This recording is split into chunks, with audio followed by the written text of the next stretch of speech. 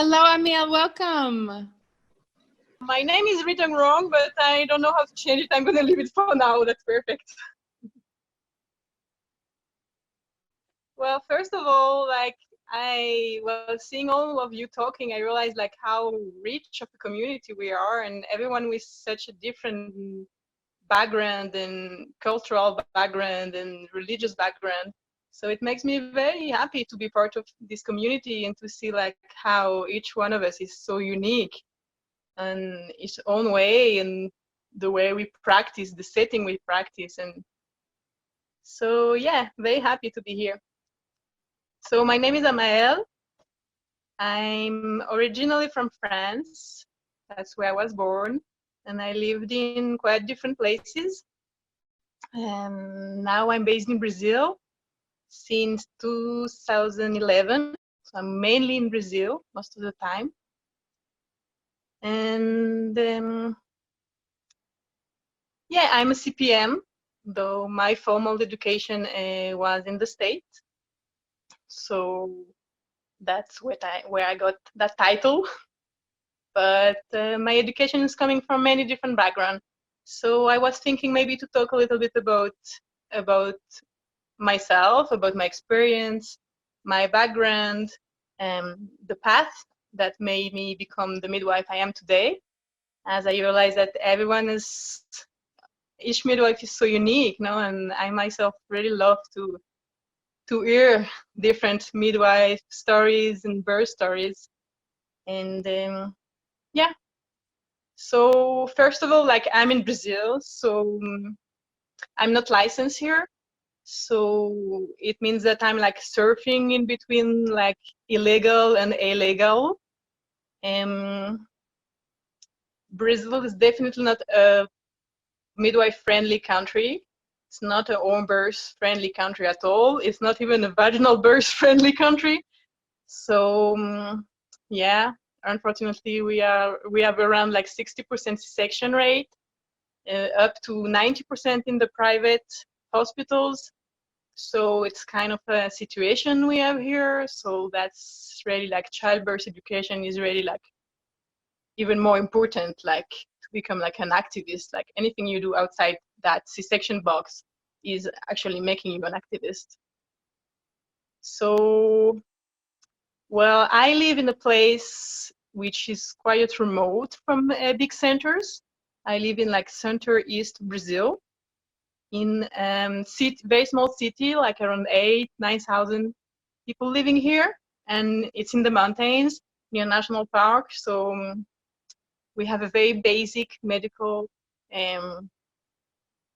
basics here. So the nearest hospital, real hospital, is around 2.5 hours driving from here. And the protocol here is that the birthing person would go by ambulance to the nearest hospital. So I've been working here with childbirth education and attending prenatals and home births. And I also work with Chinese medicine, mainly acupuncture. So that's the setting I'm working. I work by myself, and now that I came back here where I live a little bit less than a year ago, I also work with an assist, which she is who is my apprentice. So we work 2 people together. Yeah, there are many challenges, definitely. What can I say? It's very interesting. I mean, everyone that's practiced near a hospital or far away from a hospital know that the way you have to practice is very, very different. That's where I come to my way of midwifery is an always researching the balance, the middle way between the clinical, the medical knowledge, practice, and the other side, which is super important to me, which is the spiritual part of midwifery, the mystical part, maybe you can call it, yeah, which englobe intuition and faith and everything that's not taught in books. So it's always how to find that middle way, like I believe. And I've learned a lot with traditional midwives. So, and I learned a lot from them. Like that's like I'd say my main education. So they sometimes a lot more focus on the spiritual way. And then the way I learned in the States was more focused on the clinical way, and then trying to bring those together to see like what would be like my own way, of course. So yeah, I can talk maybe a little bit about like how I got to midwifery, because before coming to Brazil, it's really something that was not into my life. I never even considered it. And feel free like to stop me and ask a question, or if you didn't understand something, and like I'd be happy to share like to answer questions. So I always thought that midwifery was something very medical, like as in France, you have to go first to med school and then to be able to enter like a nursing and midwifery school. And that was never in my plan. And I didn't even think so much that people could like birth somewhere outside the hospital, even though I was like a big traveler and always trying to think outside the box. And I was always very committed, trying to be very committed to like building a better world. But I hadn't found yet like that way of working into a better world. And when I was in Brazil, then I was at a friend's house, and then someone said like, "Oh, I was just at my friend's birth." And I was like, "Oh, this girl was just at a birth right now. Wow, how amazing is that? It means that maybe I could be at a birth. Like, that's like sounds something like crazy to me. Like I could actually like be witnessing and participating in something like that crazy as crazy as a birth." And that's when I start to research, and then I find out like what is a doula, and then I was like, oh yeah, some people actually give birth at home and in different settings like birth centers, and then a way that I could be there and like have the chance and the privilege to be there is by working in that setting. So maybe I could be a doula.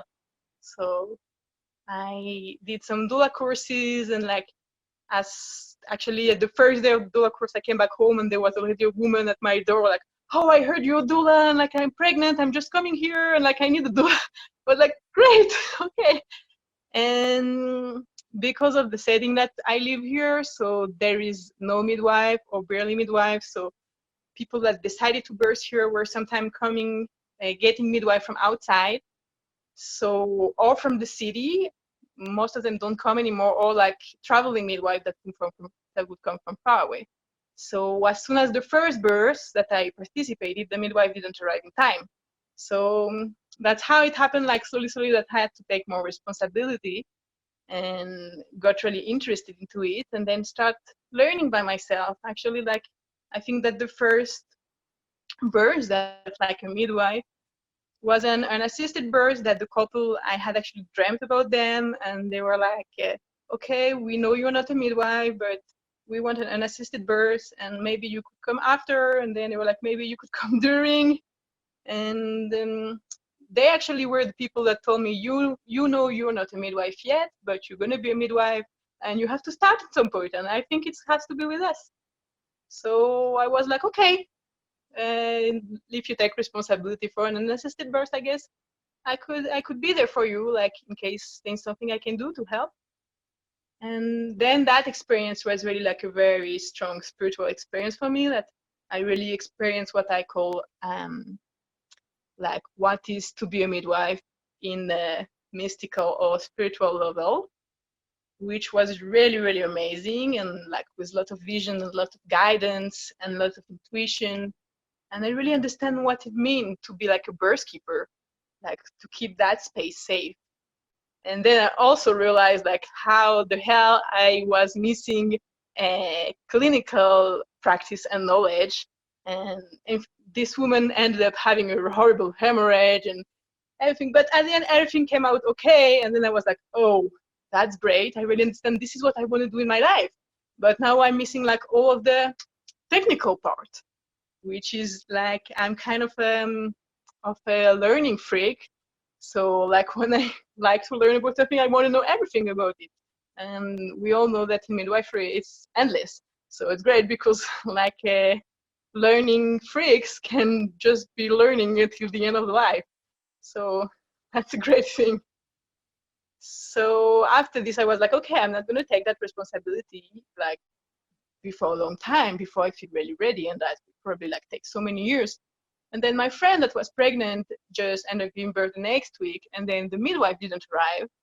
So I ended up like having to midwife her, even though like, yeah.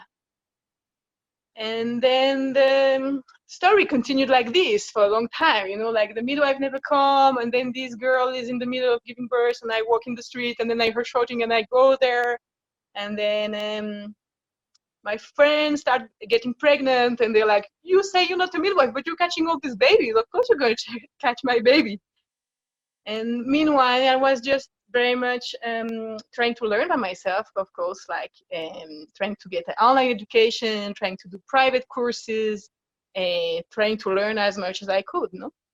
So this went on for like a couple of years, and I felt every time more confident that I was learning with traditional midwives, doing births with other midwives, and doing my education like as much as I could, meeting different midwives that would be doing classes.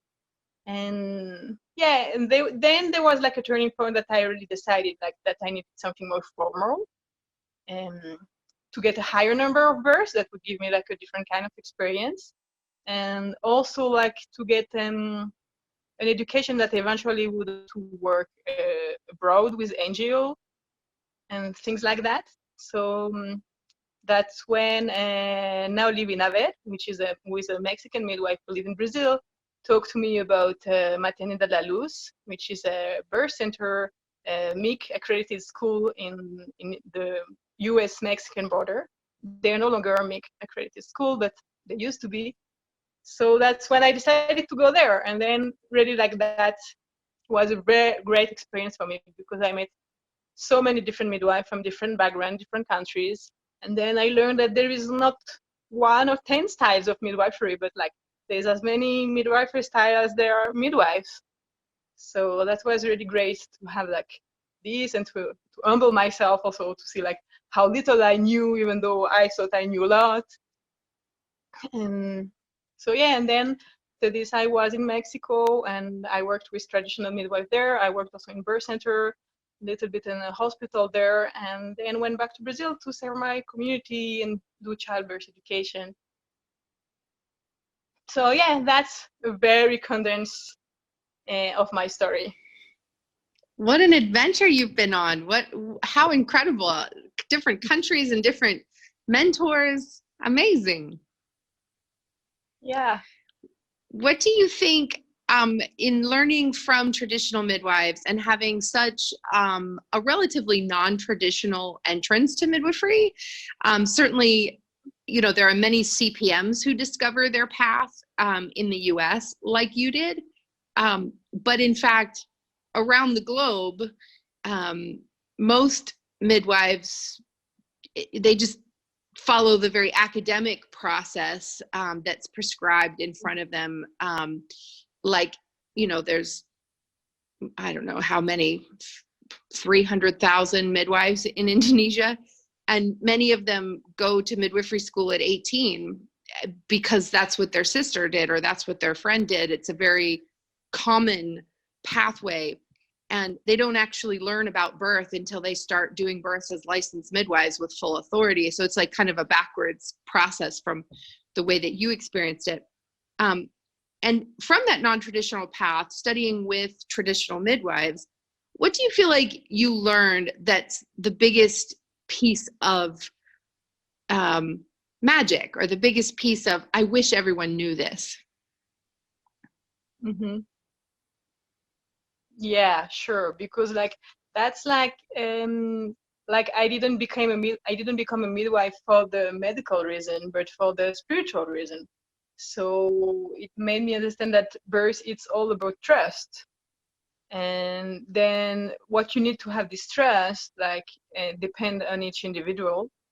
But I could see that in the States, like in a way, like most of the time they're missing this part of like trust and faith, and like then a bigger understanding than the clinical datas. And then here in Brazil, like it's very different, because well, there is like there is midwives. Like there's one school, like university, with direct entry midwives. They even like call them like more obstetric studies, so they would not be associated with the word midwife partera, like just to make sure to separate like what's come from the medical background and what doesn't. And then there is nurse midwives, and most of them they work, they don't have autonomy at all, like in hospitals. And I know from the people that do the obstetric studies, like the direct entry midwives, that they barely get any hands-on training.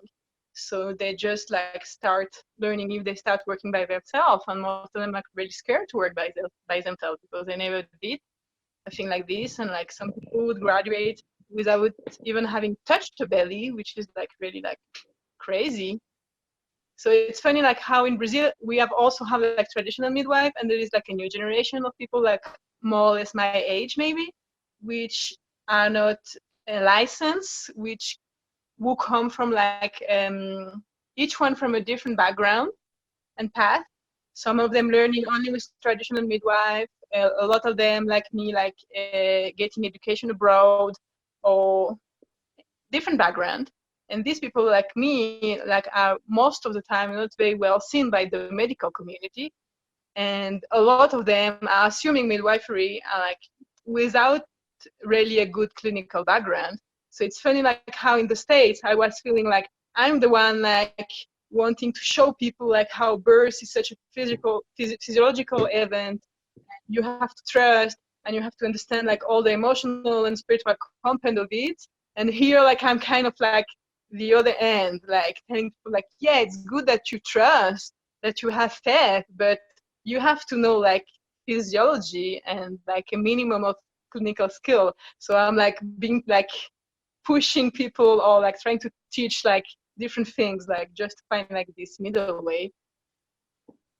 Yeah, I love that. I talk about the middle way too, the balance between art and science, safe and sacred, that really modern midwifery is trying to find that middle pathway. And because so many of us in so many different cultures are having to reinvent the wheel or rediscover the truths that have been known since the beginning of time immortal, but as obstetrics pushed the knowledge of midwifery into the background in most cultures, many of us have had to rediscover this.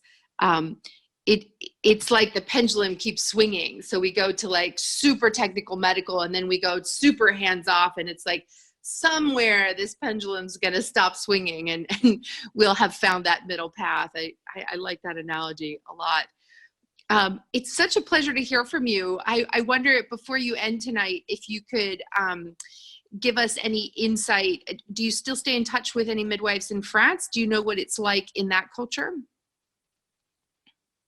No, I left France when I was like 18 years old.